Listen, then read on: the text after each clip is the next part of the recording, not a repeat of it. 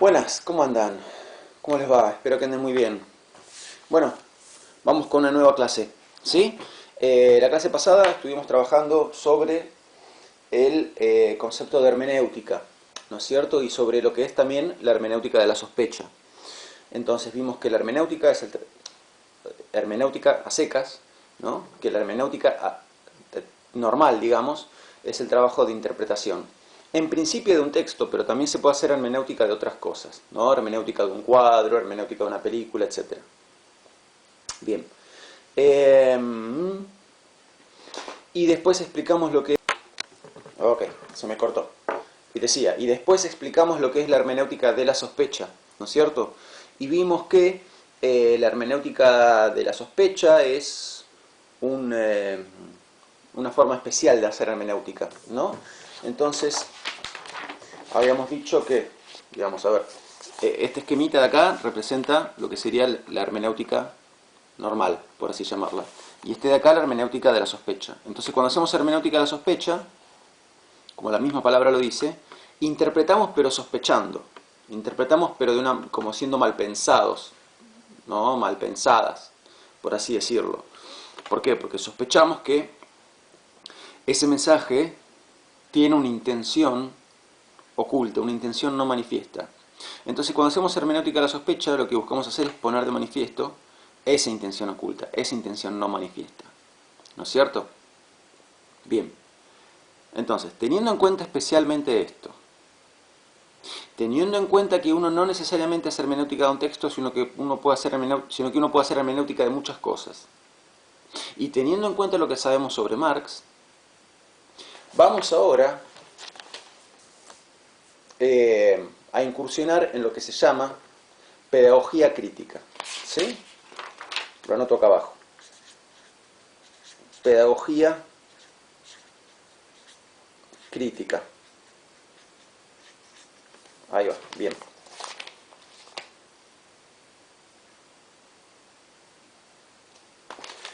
Que es una corriente, bueno, obviamente pedagógica, ¿no?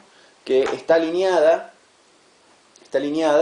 con el pensamiento marxiano, ¿no? Entonces, digamos, a ver, repito, teniendo en cuenta este recorrido que venimos haciendo, uno podría decir que la pedagogía crítica, a ver, obviamente se pueden decir muchas cosas de la pedagogía crítica, pero en principio, ¿qué cosa me atrevo a decir sobre la pedagogía crítica? Que, bueno, hace obviamente un análisis de la escuela, de las prácticas educativas y de las políticas escolares. O sea, a ver, la educación como fenómeno se puede analizar en diferentes planos, ¿no? Uno puede analizar el currículum, las políticas educativas, las prácticas escolares, lo que se hace en el día a día en la escuela. En fin, un montón de cosas, ¿sí? Entonces, ¿qué hace la pedagogía crítica? Analiza todas esas cosas desde un punto de vista que es marxiano en muchos aspectos. Más vale que la pedagogía crítica no se limita solamente a analizar, sino que también tiene una dimensión práctica, ¿no? No es solamente analizar y criticar, sino también hacer, ¿no es cierto? Bien. Por ahora me estoy centrando en la parte de analizar. Y esto de analizar críticamente la escuela, de lo cual aparte ya deben haber escuchado bastante, estando ya en tercer año de la carrera, esto de analizar críticamente la escuela, repito, la pedagogía crítica lo hace desde un punto de vista que es mayormente marxiano. No marxiano 100%, porque los mismos autores de la pedagogía crítica reconocen que toman cosas de Marx, pero que tampoco se consideran marxistas ortodoxos, y es verdad, no lo son, ya lo vamos a ver con el texto. Pero el análisis que hacen los pensadores de la pedagogía crítica sobre las prácticas escolares, el currículum, las políticas educativas, etc., es un análisis que está alineado mayormente con el pensamiento de Marx. Ahora,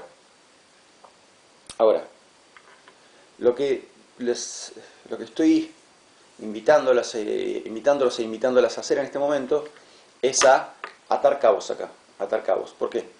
Porque analizar críticamente la escuela, como la analiza la pedagogía crítica, viene a ser, en esencia, lo mismo que hacer ¿qué? Lo mismo que hacer esto. Hermenéutica de las prácticas escolares, hermenéutica de las políticas educativas, hermenéutica del currículum, hermenéutica de las prácticas de evaluación, etc.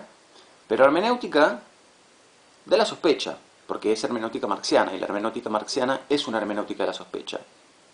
Entonces lo que van a querer mostrar los autores de la pedagogía crítica es cómo la escuela, con las prácticas que lleva a cabo, ¿no?, que sería el mensaje literal acá, lo que está queriendo es lograr cierta cosa. Cómo la escuela, con sus metodologías de exámenes de ingreso y exámenes, los demás también, los que no son de ingreso también, están queriendo lograr ciertas cosas. Cómo con el currículum se están queriendo lograr ciertas cosas. Cómo el Estado con sus políticas educativas está queriendo lograr ciertas cosas.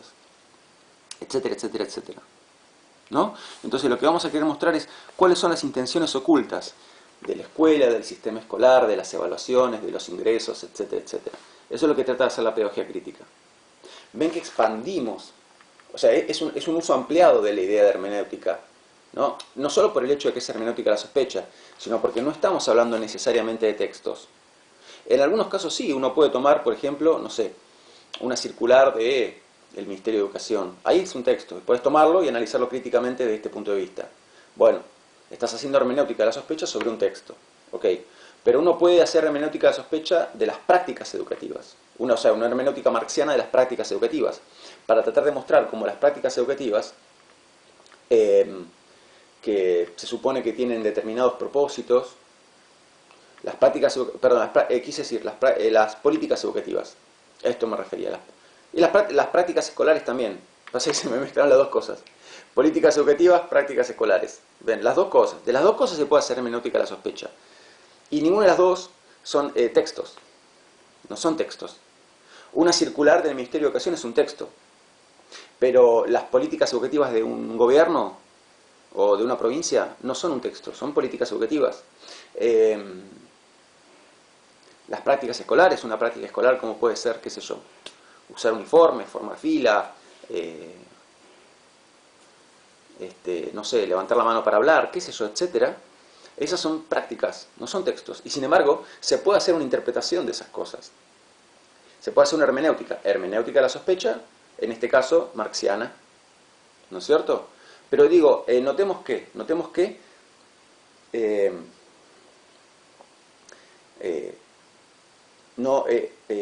así como se puede hacer hermenéutica más allá de un texto, también se puede hacer hermenéutica de la sospecha más allá de un texto y a interpretar cosas que no son textos, Entonces,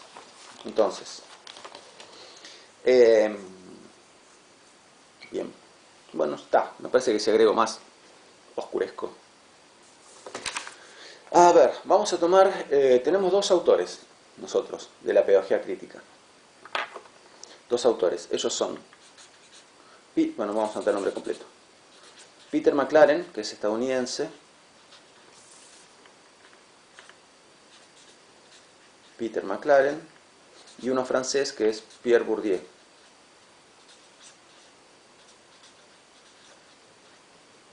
¿Ok? Hay más, ¿sí? Pero vamos a tomar Peter McLaren y Pierre Bourdieu. Y vamos a ver qué tienen para decirnos. Así que, digamos, con estos dos autores, a la clase de hoy la clase de hoy va a estar dedicada a McLaren y la siguiente Bourdieu. Con estos dos autores estaríamos cerrando la segunda unidad de la materia, ¿no? Digo, si miran la estructura de la segunda unidad, ¿cuál sería la estructura de la segunda unidad? La segunda unidad es sobre pensamiento marxiano. Entonces, ¿por dónde arrancamos? Por Marx, ¿no? Viendo qué dice Marx, que fue lo que explicó Facundo. Después, pasamos a ver algunas cositas sobre historia del socialismo en el mundo y en Argentina. Listo. Después pasamos al concepto de hermenéutica, que fue como un paréntesis. Cerramos ese paréntesis. ¿Y ahora qué hacemos? Vamos a poner en práctica, vamos a aplicar la mirada marxiana, ¿no? Nos venimos entrenando en Marx. Nos dimos una buena ducha de Marx y una ducha del concepto de hermenéutica y de hermenéutica de la sospecha. Listo. Ahora, todo eso que aprendimos, vamos a aplicarlo. ¿A qué? Al análisis de las prácticas escolares, las políticas educativas, etcétera, etcétera, etcétera. ¿No? O sea que vamos a hacer pedagogía crítica. Pero sabiendo que la pedagogía crítica es una puesta en práctica de la hermenéutica marxiana. Es más que eso también, pero es eso, entre otras cosas. Y ahora específicamente vamos a hacer eso. Vamos a hacer una puesta en práctica de la hermenéutica marxiana. ¿No? Vamos a hacer pedagogía crítica. Bien. Bueno, ok. Entonces, ok. El texto que tenemos de McLaren se llama El surgimiento de la pedagogía crítica, que es un capítulo, ¿no?, de un libro, ¿no es cierto?, de McLaren, que se llama La vida en las escuelas. Bueno, ok. Así que vamos a leer el texto, no leer el texto completo, pero vamos a ir mirándolo y teniéndonos en algunas cosas, ¿no es cierto? Bien, a ver. Arranca hablando sobre algunas cuestiones históricas, habla un poquito sobre la escuela de Frankfurt, sobre autores de la escuela de Frankfurt, no me quiero meter en eso. Y estoy todavía en la primera página, ¿no es cierto? Hacia el final de la primera página, fíjense lo que nos dice McLaren. La pedagogía crítica, no obstante, no consiste en un conjunto homogéneo de ideas. Entonces, si uno toma todos los autores de la pedagogía crítica, ¿no? Uno va a ver que no piensan todos igual. Así que acá hay como una primera advertencia. No nos pensemos que todos los autores de la pedagogía crítica piensan igual, porque no es así. Hay ideas compartidas, pero no necesariamente esas ideas son exactamente iguales en todos estos autores. Y fíjese lo que nos aclara a continuación, que viene a ser justamente esas ideas compartidas. ¿Cuáles son las ideas compartidas? Las ideas básicas, que hacen que a alguien lo podamos llamar autor de la pedagogía crítica. Allí vamos. Es más exacto decir que los teóricos críticos están unidos por sus objetivos. Entonces, ¿qué es lo que los une? Los objetivos. ¿Cuáles son esos objetivos? Él dice, habilitar a los desposeídos y transformar las desigualdades e injusticias sociales existentes. Habilitar a los desposeídos y transformar las desigualdades e injusticias sociales existentes. Bien, ya acá hay un poco de Marx y un poco de algo que no es tan Marx. Vamos con lo primero. Habilitar a los desposeídos. Bien, ¿quiénes serían los desposeídos en lenguaje marxiano? Los oprimidos, ¿sí? Que los oprimidos son en el sistema industrial el proletariado, en el sistema feudal los campesinos, en el sistema griego, egipcio serían los esclavos, ¿no? Bueno, entonces, ¿qué sería habilitar a los desposeídos? Digamos, darles poder, hacer que cambie su situación de desposeídos, o sea, que cambie su situación de oprimidos. Eso hasta ahí es marxiano. Bien. Ahora, vamos con lo segundo que leímos. Transformar las desigualdades e injusticias sociales existentes. A ver. Acá esto puede parecer en principio como super Marx y tiene cosas marxianas, esto último que leímos, pero ojo, porque está apelando al plano moral, ¿sí? Está apelando a conceptos morales, que son igualdad, desigualdad, justicia, injusticia. Y justamente, ¿no?, la moral de un pueblo pertenece, desde el punto de vista de Marx, a la superestructura. A la superestructura. Entonces, nunca la realidad social para Marx va a cambiar si planteamos el diagnóstico del problema usando conceptos de la superestructura. Bien, ok. Después, seguimos. Dice principios fundamentales como título de un apartado, ¿no? Dice principios fundamentales y después desglosa principios en lo político, en lo cultural, etc. Bueno, aparecen afirmaciones tales como que la pedagogía crítica está irrevocablemente, irrevocable quiere decir innegociable, ¿no? Que la pedagogía crítica está irrevocablemente comprometida con el lado de los oprimidos. Está bien, Marx también estaría de acuerdo con eso, ¿sí? Nunca perdamos de vista que Marx no naturaliza la opresión. Esto es otro temita que hay que tener en cuenta. Entonces, digamos, a ver, pongámoslo así.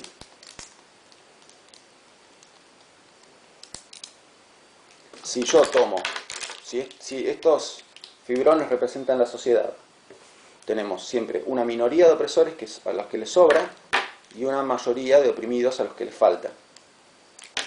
Entonces, digamos, en principio no es que está mal decir el socialismo se pone al lado de los oprimidos, pero el tema es no naturalizar a estos como oprimidos, porque lo que se quiere es que dejen de ser oprimidos, ¿no? Entonces siempre, desde el punto de vista socialista, hay que tener cuidado en cuanto a cuántas veces se repite la palabra oprimidos, para que no parezca que...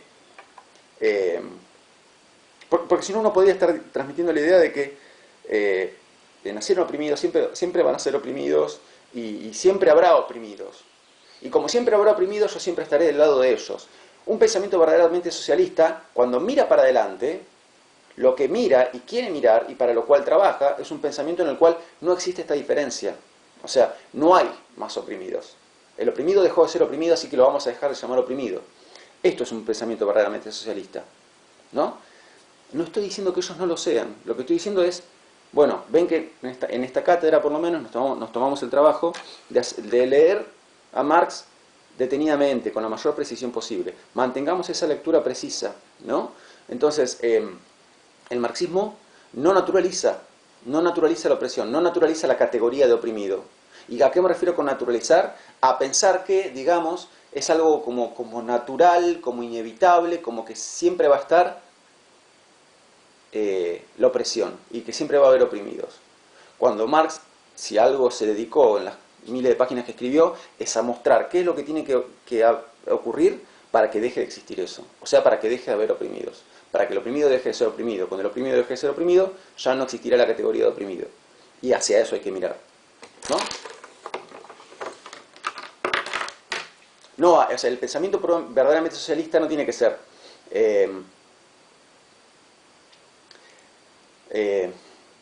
nosotros los socialistas siempre estaremos del lado de los oprimidos, sino nosotros los socialistas trabajaremos para que algún día la palabra oprimido ya no exista más.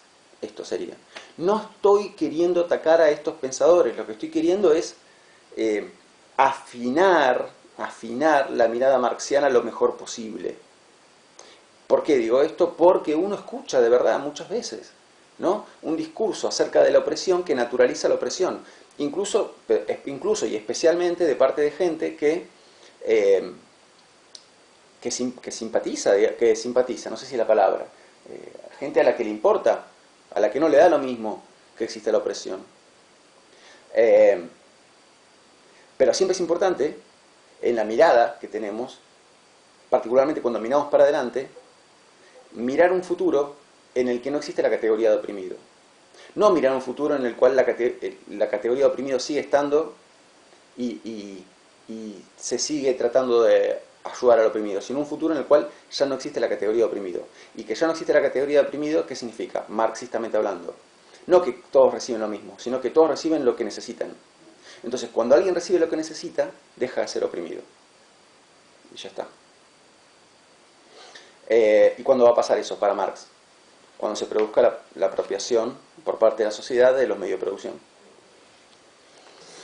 Ok. Más abajo en ese mismo párrafo aparece la palabra liberación.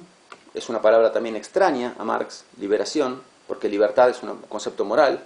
Marx diría incluso que es un concepto burgués. Bueno, a ver, fui un poquito extremista en lo que dije. Porque Marx también es un humanista, ¿no? Entonces Marx también quiere luchar contra la alienación. Bueno. Pongámoslo así, la palabra libertad es una palabra problemática dentro del concepto, dentro de los estudios marxianos. Pongámoslo así. Sigo. Vamos al apartado que dice política. ¿No es cierto? Bien.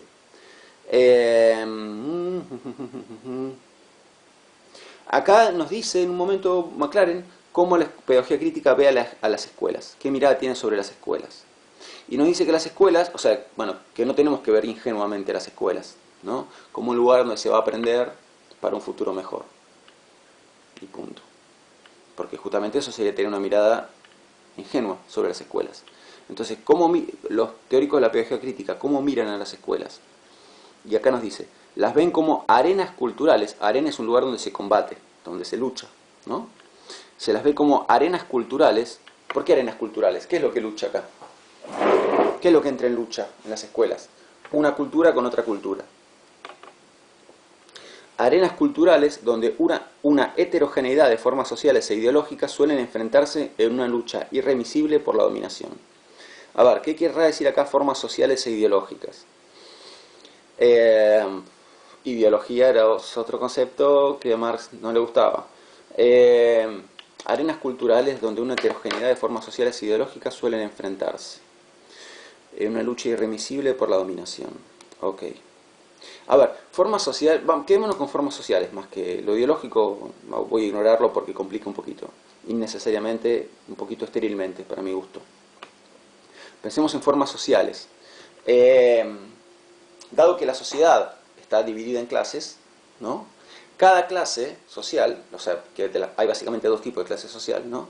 Entonces las dos clases sociales tienen cada una sus propias formas, sus propios modos, su propia manera de hacer las cosas, su propia manera de hablar, sus propios gustos, su propia manera de vestirse, su propia manera de peinarse, su propia manera de encarar un conflicto, su propia manera de discutir, su propia manera de todo, ¿no? Bueno, entonces lo que está diciendo acá es que la escuela es un campo donde la manera de hacer las cosas, la manera de hablar, la manera de vestirse, los gustos, etcétera, etcétera, etcétera, de una clase social, entra en conflicto con la manera de hablar, la manera de vestirse, los gustos. Decía, se me cortó justo cuando estaba en el medio, que en la escuela es un lugar donde entra en conflicto todo esto que serían las formas sociales de una clase social con las formas sociales de la otra clase social. Entra en conflicto, choca, ¿no? Entonces, la manera que tiene de hablar de uno choca con la manera de hablar que tiene el otro. Los gustos de uno chocan con los gustos del otro. La manera de vestirse de uno choca con la manera de vestirse del otro. La música que escucha uno choca con la música que escucha el otro. Etcétera, etcétera. Entonces, es una arena donde chocan. En la escuela se produce este choque.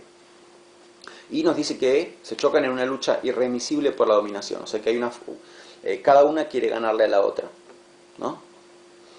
En este contexto, los teóricos críticos generalmente analizan a las escuelas en una doble forma. Acá ya empezamos a hacer pedagogía crítica, ¿no? Bueno, ya estamos haciendo pedagogía crítica. ¿Por qué? Porque estamos queriendo mostrar como la cara que habitualmente nos vemos de la escuela.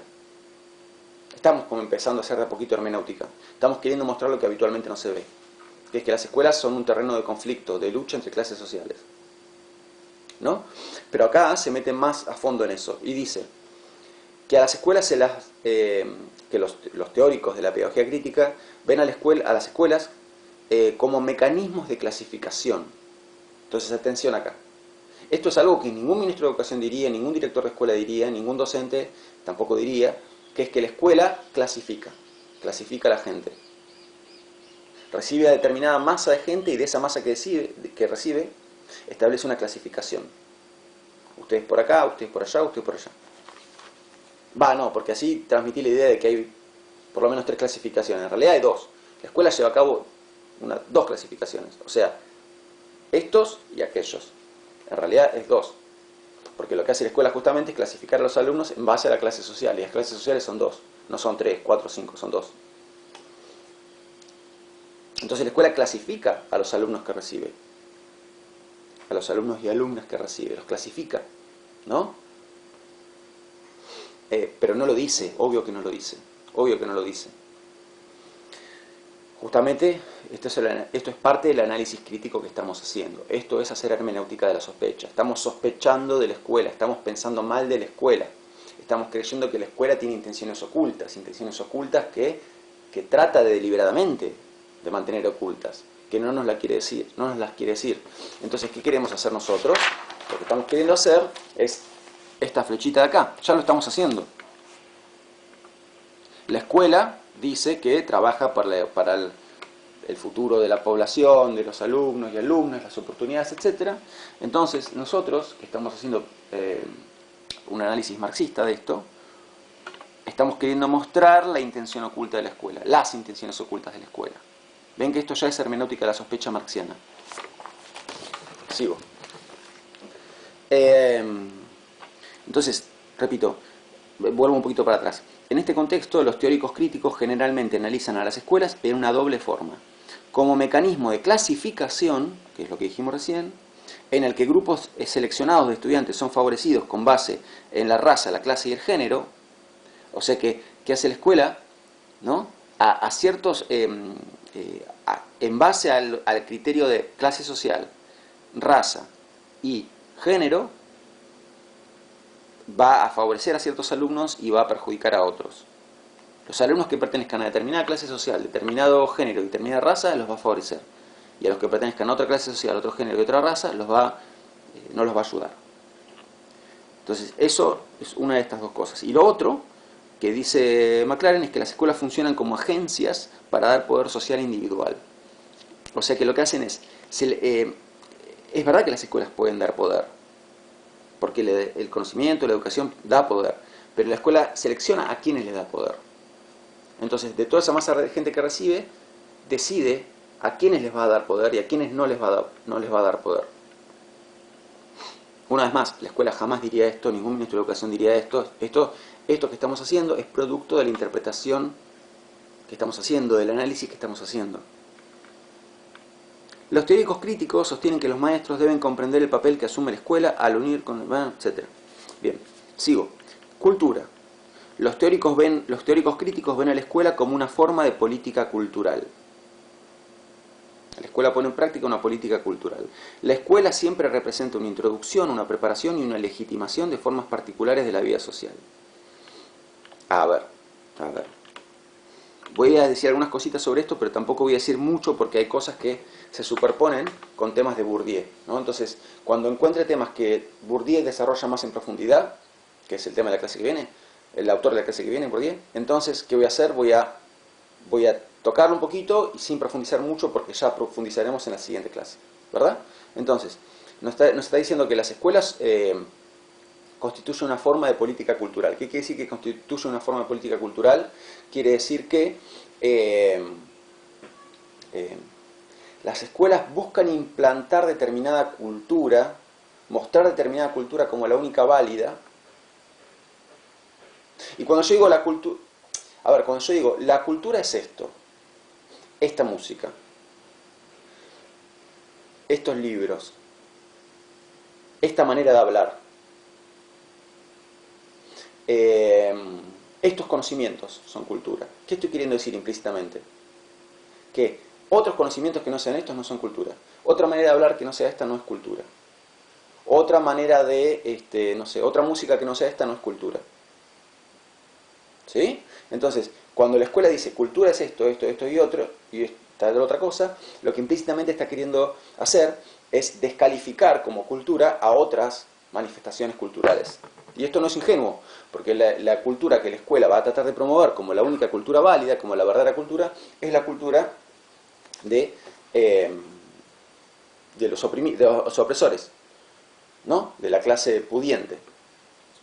¿Por qué? Porque el sistema escolar responde a sus intereses. ¿Por qué? Porque el sistema escolar es parte de la superestructura, y la superestructura es producto de la estructura.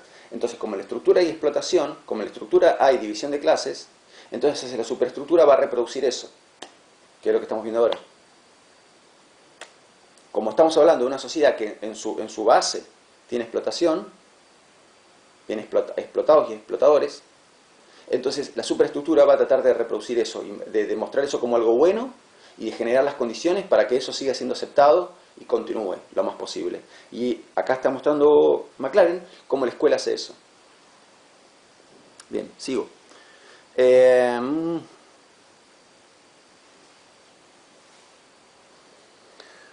No voy a, como pueden estar dándose cuenta, yo no estoy queriendo abarcar el texto de manera exhaustiva, renglón por renglón, como uno hace a veces en materias como filosofía.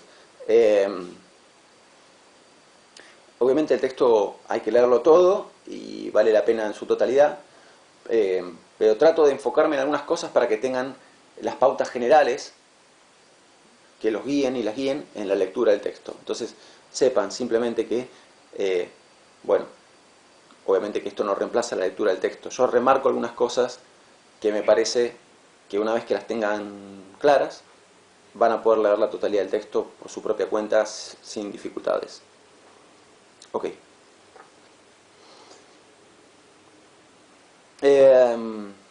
Después, más hacia el final del apartado este sobre cultura, menciona algunas ideas de Roger Simmons, donde dice que donde comenta que según Roger Simmons, la pedagogía debe ser distinguida de la enseñanza, y dice: pedagogía se refiere a la integración en la práctica del contenido y el diseño curricular particular, las estrategias y técnicas del salón de clase y la evaluación, los propósitos y métodos. Todos estos aspectos de la práctica educacional se definen en la realidad de lo que ocurre en el salón de clases. Juntos organizan una imagen de cómo el trabajo de un maestro en un contexto institucional especifica una versión particular de qué conocimiento es más valioso. Bueno, o sea, un comentario cortito en relación con esto nada más. Ven que va en la línea de lo que yo les decía, ¿no? Que el maestro, profesor, maestra, profesora, transmite transmite por lo general implícitamente, no de manera, suele no ser explícito esto, suele ser implícito, transmite, repito, qué conocimientos son valiosos, qué conocimientos son verdaderos conocimientos, transmitiendo por ende que los otros no lo son. Va en la línea de lo que yo estaba diciendo antes, por eso me detuve acá. Sigo. Economía, apartado de economía. Bien, acá hice algo que me gustaría remarcarlo.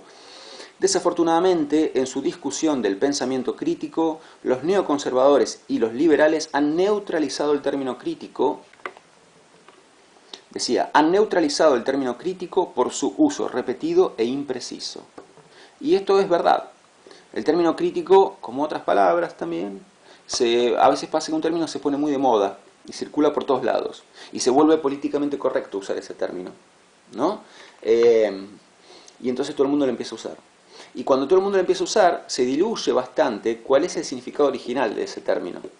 Tanto se diluye que a veces los propios adversarios de ese término, de ese concepto, empiezan a usarlo a su favor. Y es lo que él está diciendo acá. Entonces, digamos, ¿qué quiere decir crítico desde el punto de vista de la pedagogía crítica? ¿Qué sería una educación crítica? Sería una educación que, digamos, que desvela, que muestra a los alumnos bueno, se puede definir de muchas maneras, pero acá estoy yendo por una línea posible.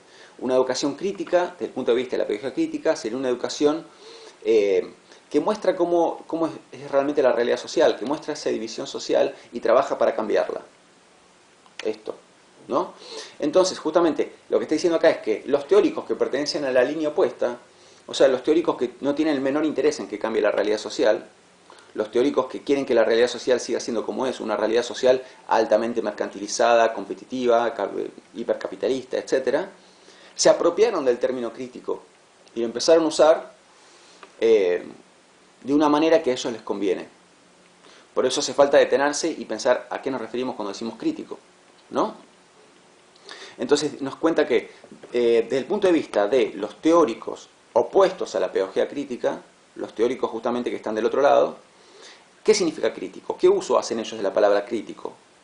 ¿No? Si ustedes agarran, por ejemplo, qué sé yo, propuestas educativas de determinados intelectuales de Harvard, no estoy diciendo todos, estoy diciendo algunos, ¿qué proponen muchos? Y que en realidad una educación crítica es una educación que le enseña al alumno a ser capaz de resolver problemas, a ser competente por sí mismo para enfrentar situaciones innovadoras, etcétera, etcétera. A proponer soluciones innovadoras frente a situaciones inesperadas.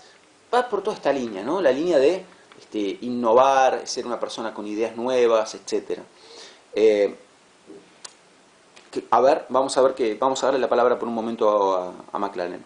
Desafortunadamente, en su discusión del pensamiento crítico, los neoconservadores y los liberales han neutralizado el término crítico por su uso repetido e impreciso, removiendo sus dimensiones políticas y culturales y lavando su potencial de análisis para que signifique simplemente habilidades de pensamiento. Entonces, cuando los adversarios de la pedagogía crítica usan la palabra crítico, se refieren en general a esto: habilidades de pensamiento. Habilidades de pensamiento.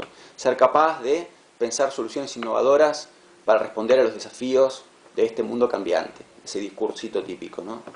Ser innovador, etc. Eso es ser crítico. Bueno, no, ser crítico es otra cosa. Ser crítico es todo esto que venimos diciendo nosotros. Eso es lo que les está queriendo decir McLaren.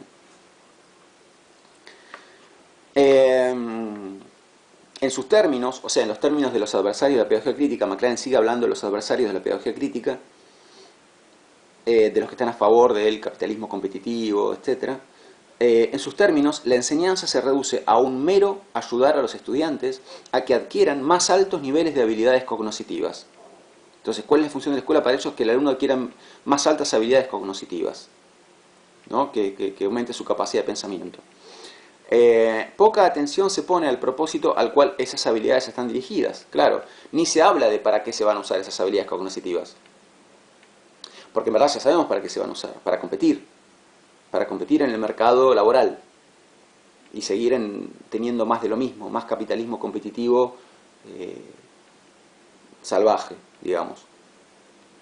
La visión moral que subyace en este punto de vista alienta a los estudiantes a tener éxito en el difícil mundo competitivo de las formas sociales existentes. Entonces, ¿qué es lo que buscan? Básicamente, formar un sujeto dispuesto a triunfar en el mundo competitivo. Cuando justamente la pedagogía crítica no cree en el mundo competitivo, cree en el mundo, cree en la transformación colaborativa de la realidad social. Transformar la realidad social en colaboración, unos con otros, ¿no? Bien. ¿Qué tipo de sujeto busca formar el sistema? El sistema actual, así como está. Nos dice, trabajadores cumplidos, productivos y patrióticos. Esta es la subjetividad que busca formar el sistema social y el sistema educativo, así como los conocemos ahora. Trabajadores cumplidos, productivos y patrióticos. ¿Qué tipo de subjetividad busca la pedagogía crítica? Ciudadanos críticos y comprometidos con la transformación de la realidad social. Entonces ahí tienen confrontados los dos tipos de subjetividad. O sea, el tipo de subjetividad que busca el sistema tal cual está, el sistema capitalista, la escuela tal cual está, versus el tipo de sujeto que busca formar la pedagogía crítica. De un lado, ¿no? Trabajadores cumplidos y patrióticos. Y del otro lado, ciudadanos críticos y comprometidos con la transformación de la realidad social. Bien. Bueno, nos sigue contando que este sujeto que busca formar actualmente la escuela es un sujeto que está dispuesto un sujeto preparado para responder al mercado laboral, que esta función de la escuela así como está, que no está bueno, ¿no? Obviamente, desespecializa a los maestros, busca licuar cada vez más la función del maestro, ¿no? En cosas como, por ejemplo, darle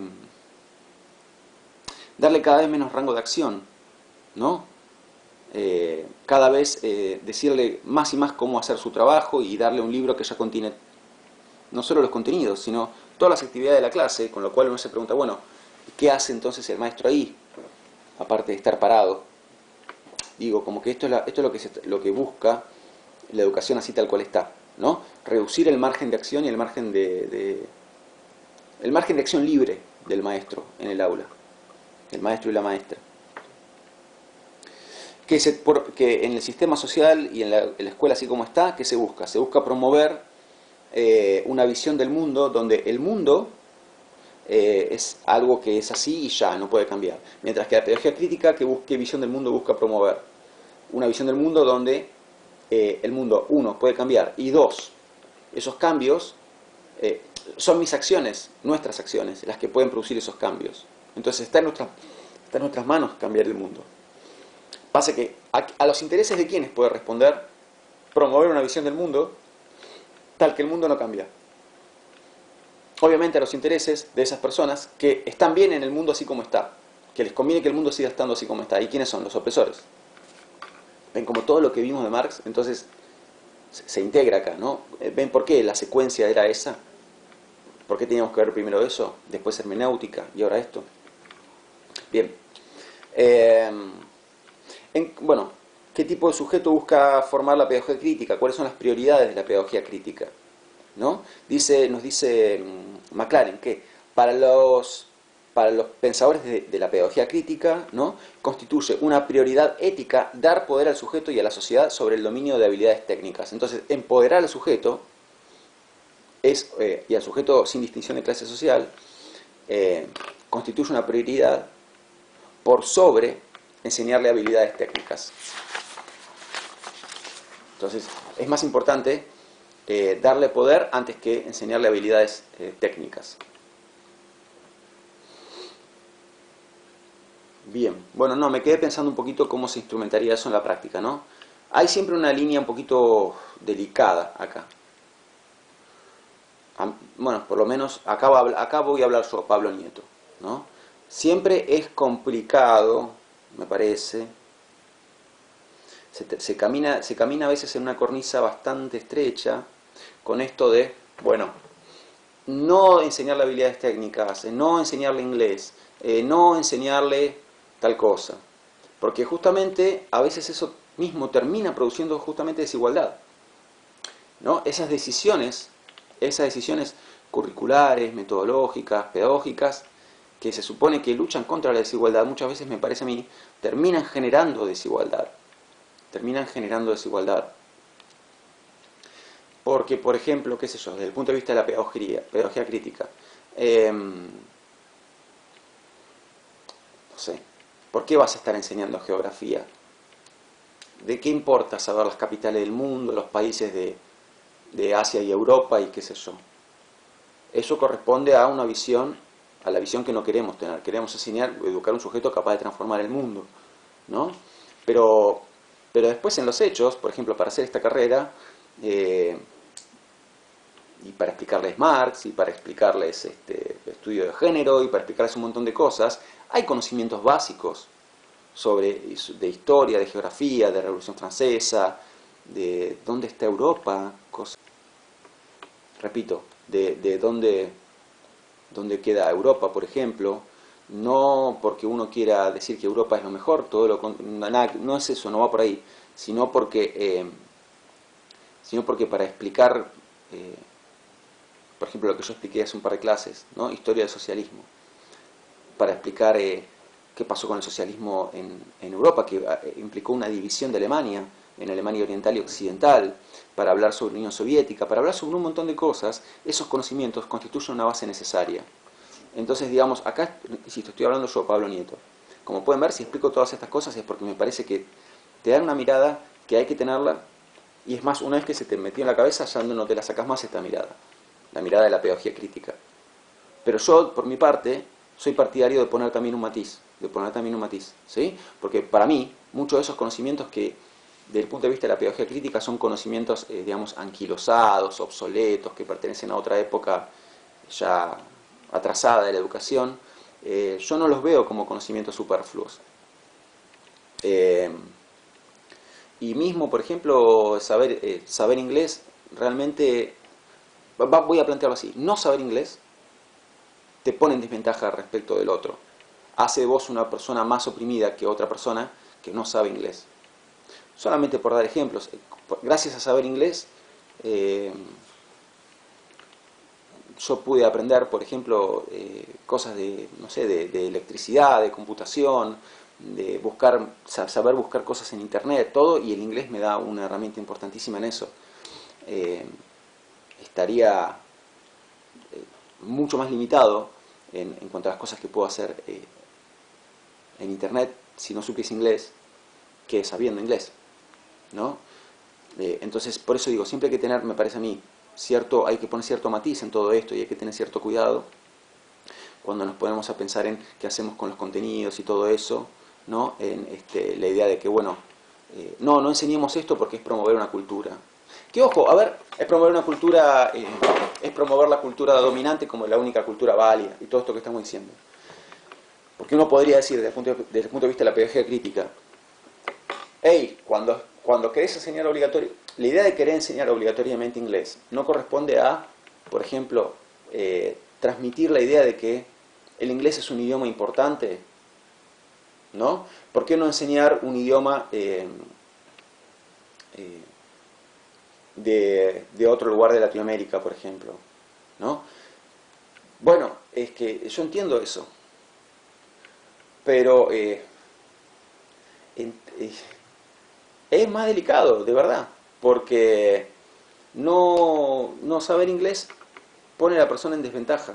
Y esto no significa que uno le quiera enseñar a la persona inglés, esto no significa que uno quiera enseñarle inglés a la persona porque quiera uno que la persona se convierta en alguien competitivo que pueda hacer un currículum re guau para conseguir un puesto en una compañía multinacional, ni nada de eso. ni nada de eso. Esto no significa tampoco que uno quiera enseñar al sujeto que la cultura inglesa es la mejor cultura ni nada que se le parezca, sino porque no saber esto te pone en desventaja.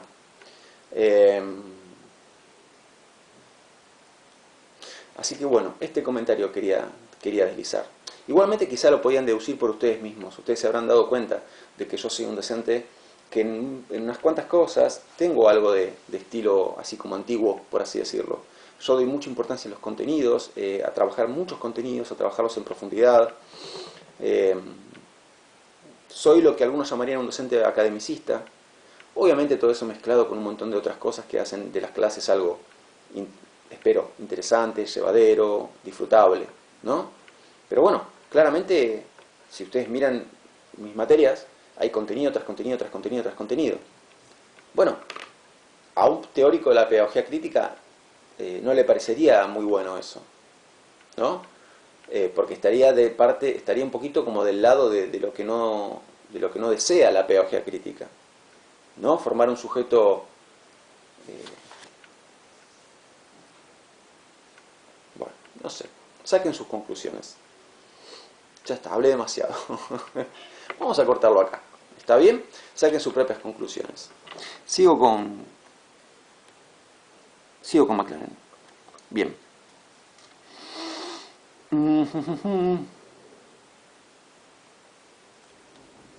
Bueno, agrega un par de cosas que ya a esta altura sabemos, no por desmerecer a McLaren, sino por todo el laburo que venimos haciendo. Que nos cuenta que el análisis de la escuela, dice una frase literal, ¿no? De acuerdo con los teóricos de la educación crítica, el análisis de la escuela, emprendido por los críticos liberales y conservadores, necesariamente favorece los intereses de la cultura dominante. Entonces, ¿qué está diciendo? Que los teóricos contrarios a la pedagogía crítica es como que, o sea, ellos hacen su análisis, entre comillas, crítico de la escuela, pero ese análisis, entre comillas, crítico no es realmente crítico, porque ellos por crítico entienden otra cosa, pero usan la palabra crítico porque hace que parezcan críticos cuando no lo son, ¿no? Entonces, su análisis crítico de la escuela no es realmente un análisis crítico, y es un análisis que básicamente lo que hace es favorecer los intereses de la cultura dominante, o sea, que los opresores sigan manteniendo oprimidos a los oprimidos y que todo siga como está. Bueno, nos comenta, los teóricos críticos sugieren que las escuelas no proporcionan oportunidades. Bueno, entonces, más que no proporcionan oportunidades, dan oportunidades a unos y a otros se las niegan, ¿no? Por eso, sino que trabajan contra esas oportunidades.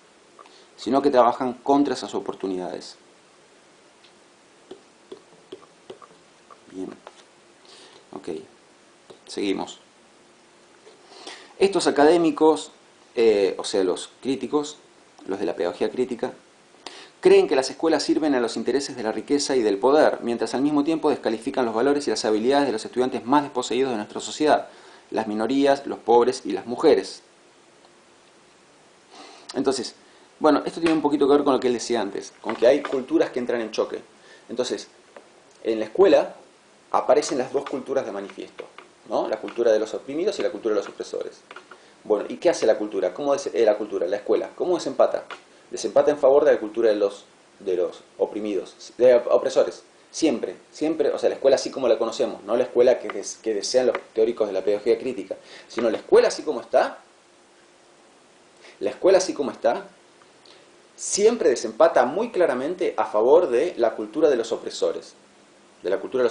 Entonces, entre esta manera de hablar y esta manera de hablar, ¿no? ¿Cuál es la correcta? La de los opresores. Entre estos gustos musicales y estos gustos musicales, ¿cuáles son los buenos, los verdaderos, la verdadera cultura musical, la verdadera música? La de los opresores. Entre, no sé, esta manera de vestir y esta manera de vestir, esta manera de combinar colores y esta otra combinación de colores, ¿cuál es la correcta? La manera correcta de vestir, la de los opresores. Siempre se desempata a favor de eso. Digo, y cuando hablaba de la manera de hablar, piensen en lo que es la tonadita que cada uno pone, qué consonantes. Siempre la persona, según su contexto social, ¿no? Modifica, si uno mira todo el espectro social, hay diferentes maneras de hablar, cambia la manera en que se pronuncian ciertas consonantes, cambian las palabras que se usan también. Bueno, de eso estoy hablando. Entonces, justamente en la escuela que aparecen las dos cosas. La escuela dice, vos hablas bien, vos no sabes hablar. No dice, vos hablas de una manera, vos hablas de otra, sino, vos hablas bien, vos no sabes hablar. Vos, que no sabes hablar, aprende a hablar como habla él. Y si no aprendés, significa que no aprendiste a hablar. Esto.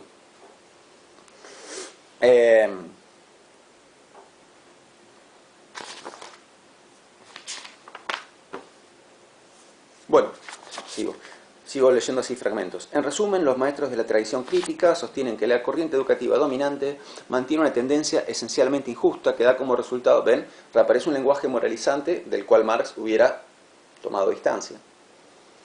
La corriente educativa dominante mantiene una tendencia esencialmente injusta que da como resultado la transmisión y la reproducción de la cultura del status quo dominante. Se dice statu quo. Bueno, statu quo dominante. Entonces lo que está diciendo es que la escuela está trabajando para mantener el statu quo. El statu quo es el estado de cosas, las cosas así como están. Entonces, ¿la escuela para qué trabaja? ¿Para que se mantenga el statu quo, para que se mantengan las cosas así como están, o para que cambien? La escuela, así como está, así como funciona ahora, lo que hace es tratar de que las cosas sigan siendo... Decía, la escuela, así como es ahora, lo que busca es que las cosas se mantengan así como están. De esto va a hablar mucho Bourdieu en la próxima clase. De acá también, vuelve con cosas de las que va a hablar Bourdieu. Desenmascarando, o sea, ¿qué quiere hacer la pedagogía crítica? Desenmascarar la pretensión de que la escuela provee igualdad. Justamente, hay que sacarle la careta. La escuela no provee igualdad, sino que favorece a unos y perjudica a otros. Bueno, ok.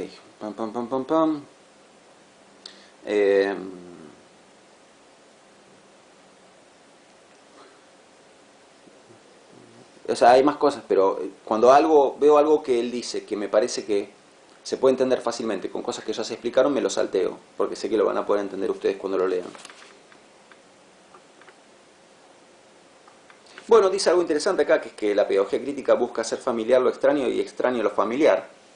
¿Qué significa hacer familiar lo extraño y extraño lo familiar? A que te llame la atención cosas que normalmente no te llamarían la atención. ¿No?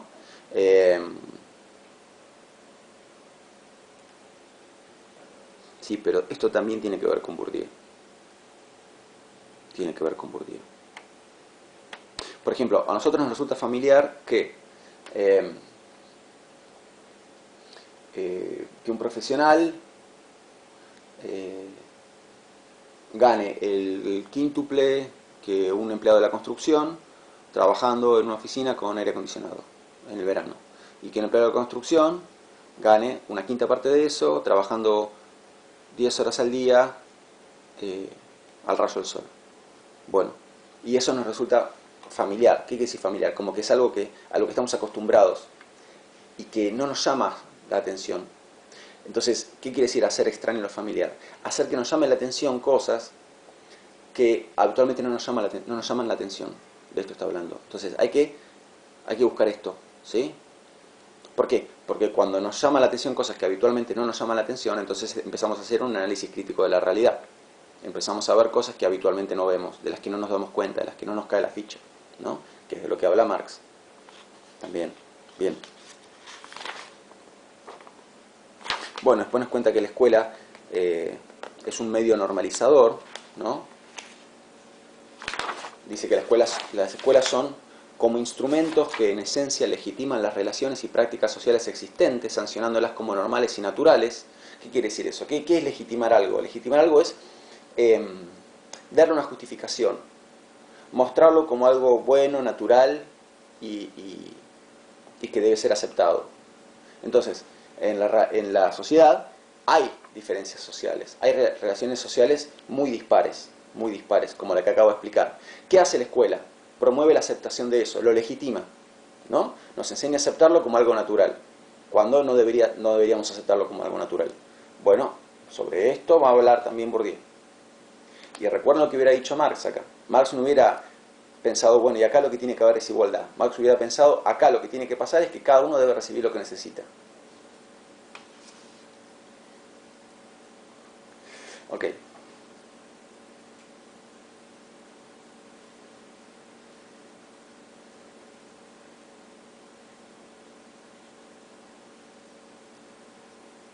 Bueno, después está hablando que la escuela, mientras no sea crítica, lo que produce son sujetos irreflexivos, sujetos que sin ninguna capacidad de reflexión, y al no tener capacidad de reflexión, ¿qué hacen?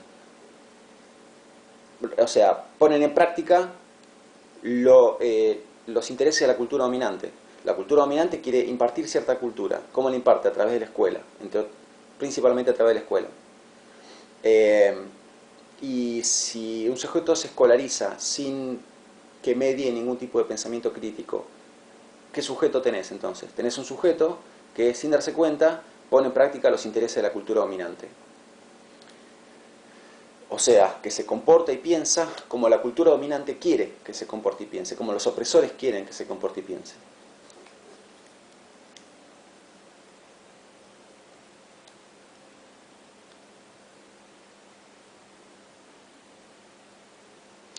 Después, bueno, está bien, acá dice otra cosa con la que Marx tampoco hubiera estado muy de acuerdo. Para asegurar que todos los individuos tengan derechos sobre la plusvalía que su trabajo genera. Entonces lo que estoy diciendo me parece más, es como que cada uno debería tener derecho sobre la plusvalía que genera uno con su trabajo, y en verdad Marx dice, sí, cada uno tiene que trabajar, tenemos que generar plusvalor todos y todas, pero ese plusvalor va a parar como una gran bolsa, que es el plusvalor generado por la sociedad. Ese plusvalor generado por la sociedad se va a repartir de acuerdo a un criterio de necesidad. Entonces, si vos generaste mucho plusvalor, pero tus necesidades son pocas, digo, suponete, tenés 20 años, sos saludable, no tenés ningún hijo, trabajás 8 horas al día, generas mucho plusvalor. Bueno, ¿vas a recibir acorde al plusvalor que generaste? No, porque otra persona, quizá, suponete, no sé, está vieja y necesita, ya no está en condición de trabajar y necesita un implante de cadera. Entonces va a recibir un implante de cadera, que comprar un implante de cadera, para comprar un implante de cadera hace falta gastar mucho del plusvalor generado. Entonces ya no está generando plusvalor o genera muy poquito plusvalor, y lo que recibe es algo muy valioso, que es un implante de cadera. Pero desde el punto de vista de Marx, si lo necesita, ¿lo debe recibir? Sí, lo debe recibir. ¿Ven a lo que me refiero con el criterio de la necesidad?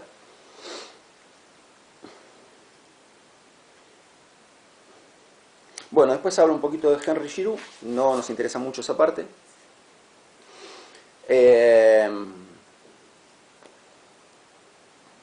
Después nos cuenta que ya estoy en la última página, que los trabajos de los autores de la pedagogía crítica se dividen en los teóricamente fundamentados y en las etnografías críticas. Los trabajos, digamos, teóricos serían los trabajos que se enfocan más en la teoría, ¿no? Que es básicamente lo que estamos haciendo nosotros ahora. Y después etnografías críticas. ¿Qué sería etnografías críticas? Sería, digamos, tomar fragmentos de la realidad educativa y analizarlos, describirlos y analizarlos críticamente, ¿no? Sería como más un trabajo sobre casos, un trabajo de tomar casos y hacer un análisis crítico de esos casos, que no es lo que estamos haciendo acá. Acá estamos trabajando a nivel puramente teórico, no tomamos un caso puntual y nos pusimos a analizarlo.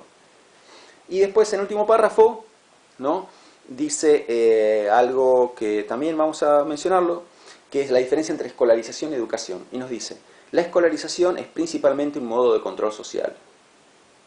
Y la educación, en cambio, tiene el potencial de transformar la sociedad, entendiendo al estudiante como un sujeto activo comprometido con su desarrollo y con el de la sociedad. Entonces, digamos, las personas que están interesadas en que la realidad social se mantenga como está, van a tomar provecho, van a promover la confusión entre escolarización y educación. Y van a usar la palabra educación, que es una palabra socialmente valorada, educación, cuando en verdad están hablando de escolarización, ¿no? Esto es interesante.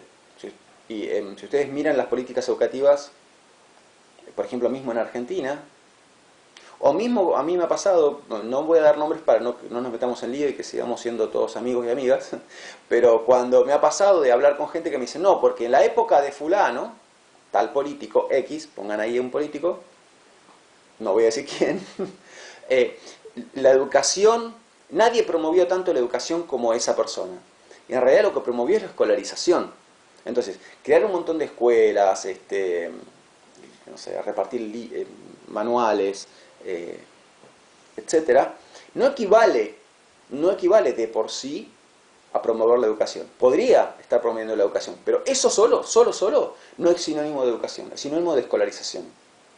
¿No? Y entonces, ¿cuál es el problema con esto? Que la escolarización puede ser funcional, puede estar al servicio de los intereses de ciertos grupos. Grupos a los que este político representa. Grupos cuyos intereses este político representa. La persona que quiere usar la escuela para lograr los propósitos de la clase opresora, va a decir todo el tiempo que lo que está queriendo promover es la educación. Cuando lo que está queriendo es promover la escolarización como método de control social. Pero va a usar la palabra educación.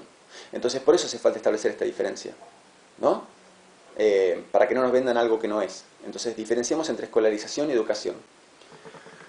Bueno, así que esto, ¿sí? Escolarización no necesariamente es sinónimo de educación. Escolarizar mucho no necesariamente significa educar. Es más, a veces puede ser lo contrario a eso. Puede ser simplemente querer promover los intereses de una determinada clase social. Y abrir escuelas, instituciones o diversos tipos de instituciones educativas, ¿para qué? Para cumplir los intereses de determinados sectores. Entonces, ¿a quiénes corresponde hacer el análisis crítico de eso? A los autores de la pedagogía crítica. Para eso estamos, de eso estamos hablando, ¿no? De que la única manera de sacar a la luz eso es con un análisis crítico. Por eso es tan importante el análisis crítico, para mostrar estos engaños, ¿no? Y poner a la luz el engaño y mostrar qué es lo que realmente se está queriendo conseguir, ¿no es cierto? Entonces, obviamente, lo que cree la pedagogía crítica es en la educación como práctica transformadora de la realidad social, ¿ok? En lo cual Marx no estaría de acuerdo, porque para Marx lo único que va a transformar la realidad social es un cambio en la base económica, no en la superestructura, sino en la base económica. La escuela es parte de la superestructura. La superestructura no puede cambiar la base económica. La base económica se cambia desde la base económica misma. ¿Cómo? Haciendo que los medios de producción sean propiedad colectiva y dejen de ser propiedad privada. Bueno. Así como les digo una cosa, les digo la otra. Saquen sus propias conclusiones, nos vemos en la próxima clase. Les mando un abrazo grande. Chao.